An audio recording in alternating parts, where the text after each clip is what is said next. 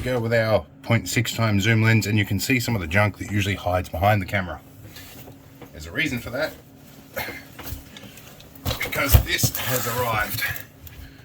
And if I've done it right, this should be a portable diesel heater. So I've got to get into this and we'll start unpacking it. So give us a moment. Okay, first off, I can definitely smell a discernible smell of diesel in this, so it's possibly being tested at some point. Now, see how we go. No staples in the top at least. Alright.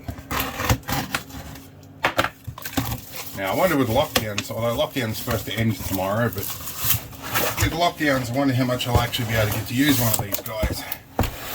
Now this strikes me as something I don't want to tip upside down.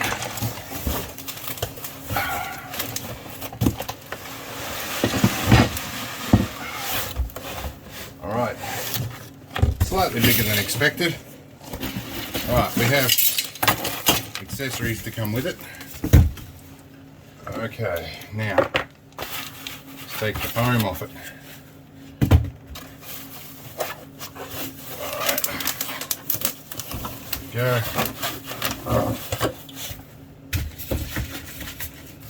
Now we've got ducting. I've got some gloves for obviously filling the diesel. Some dinky little foil lined tubes. There's a diesel line down there, there's a manual. Let's give ourselves a better look at this.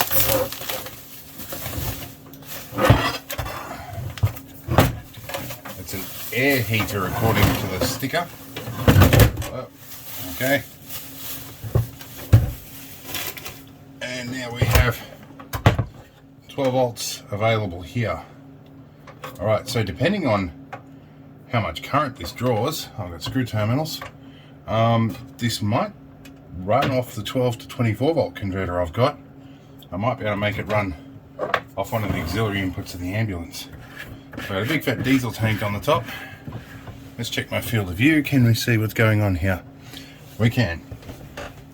So now we have, straight away I want to pull this apart. So let's have a look at the front first. The front first, we have a little remote control apparently too, which has got an on and an off and a plus and minus, which is nice. That's obviously our outlet. That's our temperature control and stuff. So I have these little clips on the side, and I trimmed my fingernails today, so this could be interesting to get to. Alright, let's have a look. I believe this should lift off.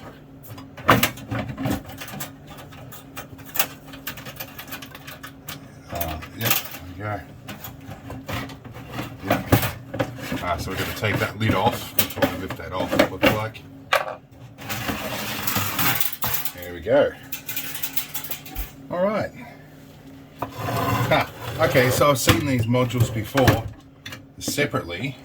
This is just the same modules I've seen on eBay, just in a housing. It's not bad. So I've got a diesel tank is not huge. Sorry, the line on the diesel tank is not huge. The diesel tank's not too bad. We've got our valve there, which is obviously an electric shut-off valve. We've got fuses in things, which I'm happy to see, especially when you're burning diesel. So I guess we'll get this hooked up to 12 volt and see what happens. Alright, I'm reading the manual. There's something that isn't real clear. By the way, we're looking at the bottom here. One of these is an inlet and one of these is an outlet. From the diagrams, I think I can infer that this is the outlet. A little concerning that the diesel line runs right next to the outlet.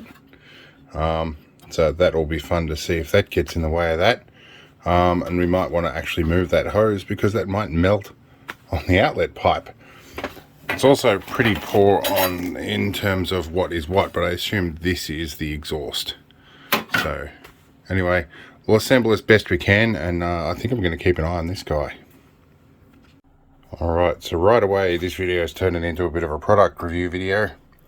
This tubing is possibly one of the most difficult things I've ever had to fit. I've had to flare the end of it. You can't achieve a correct radius without collapsing the tube to have this sit flush, which we're going to have something with fire and diesel in it rocking around. That's going to irritate me. So straight away out of the box, we're going to have to modify stuff. But we'll persevere and see if we can get it at least test running. Alright, temporary arrangement, a bit of brute force, and I got this in here. I wasn't sure if I was about to break things or not. I'm going to just pull that. That feels like silicone tube, but I'm just going to pull it out.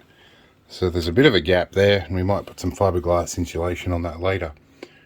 I'm hoping these are the right way round, because getting that hose clamp on here was a royal pain in the ass. So I've got a little portable battery over here. We might take this outside, put some diesel in it, and see what happens. Alright, we're outside in the dark. We've got a little backup battery in here. We'll put a bit of diesel in it. Let's see what happens when we turn it on. Do we have to push and hold it or something? I think we do. Alright, so the fans come on. And it's slowing down. I think it'll ignite at some point in the future as its first run. So we'll see what happens. I think it's got to run it until it primes it or something. We'll find out. I'll give it a few minutes and we'll see what happens. Alright, so I shut it off for a minute. I had a whole bunch of smoke coming out of this line and not that one. And I'm guessing this is an intake filter, so I might have them backwards. The manual is not clear about these things. Alright, so I took the intake filter off just in case, and yeah, clearly that's the exhaust. And it's getting kind of warm. We're going to undo it off the zip tie and poke it around the side here. And my little battery is a little bit shagged as well. Smoky. Let's point you out that way. Alright. So, we are starting to get slightly warm air out of here. We'll see what happens. The prevailing wind is coming backwards this way, so I'm going to shut the ambo. Alright, so after a whole bunch of smoke and whatnot, it's cleaned right up. The output line is running cold. Vent is running cold. Nothing seems to make any difference. I don't know if it's actually ignited or not. I got no idea what I'm doing here, so I don't know what any of these other buttons do, and the manual doesn't tell me. So let's go and see what I can. Alright, this battery is a little bit shagged, but we are pulling down to 8 volts during a heat up, so it's obviously got some sort of catalyst that it's got to heat up in here. When you turn it off, it does take a little bit of time to cool off and runs the fan for a bit, and there's a little bit of smoke, so clearly there's some sort of heating element to get it initially hot before the catalyst will actually work. That's a 40 amp hour battery, so it's probably pulling quite a bit of current to start with. I've also found if I push and hold this, it takes the gear symbol off the thermostat, which I'm guessing is automatic thermostat, and that allows me to set it for 20 degrees. Let's see if it actually produces some warm air without smoking out the back of the camper. Alright, we've just thrown an Era A7. I'm guessing because our volts are too low. Let me go get another battery. Alright, bit hard to see in the dark here. Let's turn a light on. I had to stop because my leads were melting. I'm going to find some better leads. Alright, this was meant to be monthly donations and deliveries, and it's rapidly turning into a diesel heater review. But I found some thicker cable that hopefully shouldn't melt. And to give you some comparison with the original stuff, it's considerably thicker. This unit also seems to say that it will go on 24 volt. So I'm going to plug this straight into my 24 volt Anderson plug and see if it blows up. Alright, we're back outside with the Anderson plug. Check our polarities right. Let's see if we can blow it up on 24 volt. Well, it hasn't blown up, but it's still showing an error. I don't know how to clear that. We'll look it up. Alright, it's making some noises now. I think it might be trying to ignite the diesel. It threw an error, and I think that said over voltage on the 24 volt, so I've hooked it up to our 12 volt battery here. I think we might be doing something. definitely doing something more than it was before. So we'll see how we go. Gotta let it go. Oh, and we have some warm air coming out finally. That's a nice change. Cool bananas. Alright. Definitely smelling very diesely at the moment. And it's going to blow a bit of smoke back in here, but you know, we'll deal with that. Alright, I got to shut it down. The exhaust pipe's doing the melty thing. So that's where most of the smoke's coming from. But we did get it to work. I can see this is going to be a learning curve. Alright, a very dark and final video on the gas heater. I've chucked it in the ambulance with the exhaust hanging out under the doorstep, much how we kind of intend to use it, and we'll see what it does. We'll probably permanently install an exhaust at some point that vents well away from the vehicle, or at least the living space, but I just want to see how this works, and we can hear it running. Alright, so I know I said it was the final video, but it works. A little bit of smoke in here from when I've shut the door because the exhaust's only very short, but we have a monoxide alarm up here as well as smoke alarm, and with the door shut it's venting very nicely and not coming back in, so I'm happy about that. And this is putting loads of heat in. This is awesome, and it's just with the vent pipe off, it's blowing across the feet. That is actually really awesome. We've got some heat. Alright, bit of mucking around to figure out how it worked. Most of the smoke in here smells like melted plastic, so I think it's just trapped in here from having the vent pipe melt the plastic off it. But you know, it's I knew that might happen when it eventually lit up. But yeah, it doesn't like 24 volts, it throws an error, but I'll see what I can do about that. 12 volts anyway, we can run it off that big battery, and I think that'll run for quite a while. So we're happy with that. Alright, and certainly at a campsite, we could hook up the battery charger to the battery and that'll be fine. Alright, so it's the next morning and I realised I forgot about the exhaust pipe on the bottom of the unit, resting on the vinyl in the ambulance. Yay. Alright, let's move on and stop making tired mistakes. Alright, well, it's the next day and I have found myself some fiberglass exhaust wrapping. And we're going to coat this. We did melt a piece of rope on this end, and then further down here we melted the vinyl on the floor. So I'm going to coat this, and then I'm also going to try and find a way to make a base on this that gives it a bit of heat protection from the floor as well. And I'll screw that through these bits down here and try and make that happen. The intake, well, I've kind of screwed the pipe on that. That was my fault, but that's not so much of a problem, I don't think. I can probably just leave it dragging in there. It might suck up some dust and stuff, and that might be a problem for it, hence the filter, but we'll figure that out later. For now, I need to get this bit, because this is positively dangerous. This could cause us a bigger problem. So, yeah, I really need to get that sorted out. Alright, so I'm going to get some wrapping on this.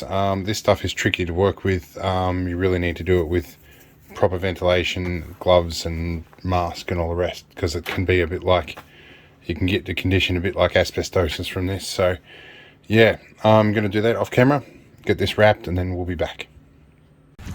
Okay, it's a bit windy out here, but we have it wrapped. I'm going to put some insulation tape over this in the hope that it doesn't melt off, but also to try and keep some of the fibers under control with this. But hopefully this shouldn't melt through the floor this time. Alright, so temporary fix. We've got it wrapped in tape and fiberglass, and we have this board temporarily attached. I'll cut one probably better to size in the near future if this works.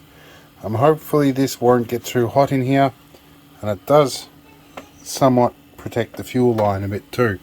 So I might try it out running this and see what happens. And I also have my answer about the 24 volt thing. This is the 12 volt rated version. They obviously come in two different models, even though all the model numbers were the same, or all model numbers listed 12 and 24 volts. So anyway, 40 watts is interesting because it's drawing a hell of a lot more than 40 watts when it melted my leads, but I guess that's the startup temp. Anyway, we might try this one out in the daylight and see what happens. Alright, well we're outside, we've got everything set up. I'm going to put a clamp meter on this time too, and I'll put it on 40 amp mode, and I'll set it to DC if we can get out of the wind a bit here. What mode? I have to look around the camera here. We're on AC DC mode. I'm going to clamp around our negative wire here. We'll see how much it pulls. Pulling 1.9 amps at idle. Let's fire this thing up. Push and hold. Let's click the relay on, and we'll see what it's doing at the moment. So about 3 amps at the second, 4 amps and climbing, 5 amps. So here's where my clip leads would be getting warm. I can smell a bit of heat. Let's have a look up over here. We would expect some smoke at some point. Give it a bit more of a go. Well, it's still climbing. We're almost up to 6 amps now. So give me a minute and I'll see what it peaks at. Alright, I can hear it at the moment. It's still sitting at about 6 amps down there, but I can hear it clicking away in here, trying to pump some diesel, and now I can smell it. I've got the muffler thingy on here for a change. Still quite cold. Up there's still cold at this point. We'll know when it lights up. And I can't see the screen at all in this light. So yeah, we'll give it a minute. Alright, I set it to 30 degrees so it'd fire up, and it's dropped back down to less than 1 amp now. I think it's done its heat up, and we've got a bit of warm air coming out. Probably means there's some fire happening, and I can hear it. It's actually a lot quieter out the back with this muffler on. So I think, yep, now we've got some real heat coming out. So once it's actually up and going, it's pulsing a bit because of that pump, but I'm not seeing much more than about a ½ amp here. So can we do a relative? Anyway, it's not doing too bad. Now we've got some heat up. Alright, that's not anywhere near as smoky either. I'll let this run for a bit and I'll see what happens to that fiberglass. Alright, so insulation tape was a bad idea. I'm going to have to shut it down. Alright, I'm glad I'm testing this now. Alright, I'll let it shut down and cool off. So yeah, fiberglass wasn't going to be the insulator I'd hoped it was going to be. I'll let it cool off and see how much of that tape we can actually get off. Alright, so we removed all the tape and I've doubled up the insulation. I've used the old layer on the outside. We'll see if it still gets hot enough to melt that tape, because I just can't get that off. I do have a little bit extra left over, but this stuff is nasty to work with, and if I can't solve this problem, then I can't use this thing. Alright, well, it's smelling hot, and I was about to say no smoke so far, but I'm seeing a bit of smoke and I can smell that melting plastic.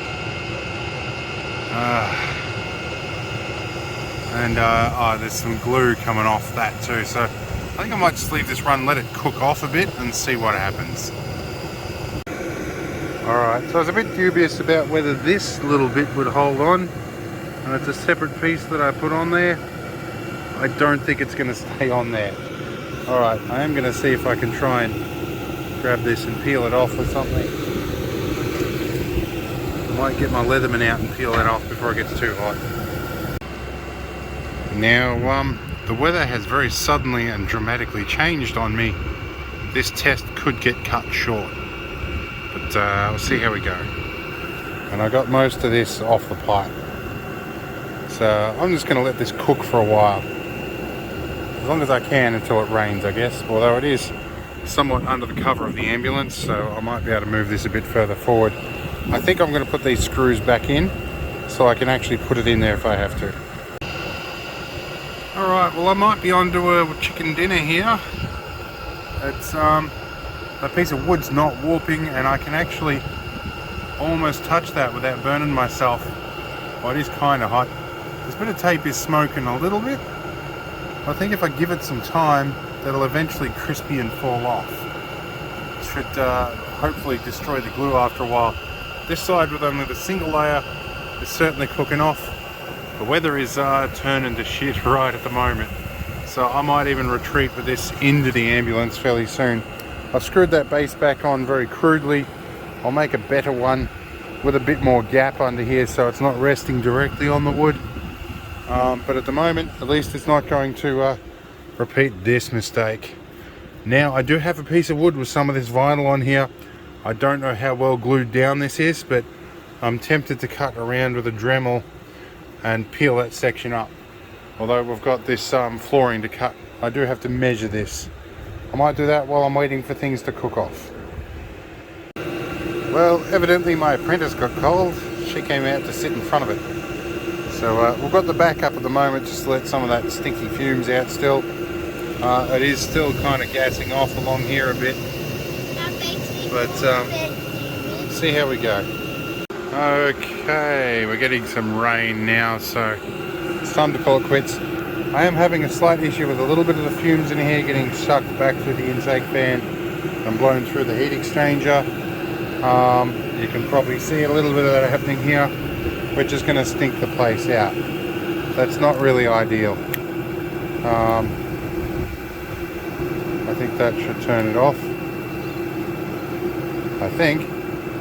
Yep, it's starting to slow down now. I'll let that do its cool off.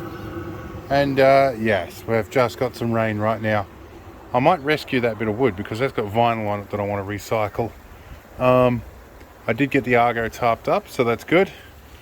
Yeah, Argo is going in for hull repairs. I'm getting the plumber to do that. And because they've... Wow, it's windy. And the trailer's getting some repairs soon too. So, alright, we'll let this cool off. I think I'll make this a two-parter because this is probably a half-hour video at this stage. So yeah, I'll see you in part 2 when I figure out how else to handle this.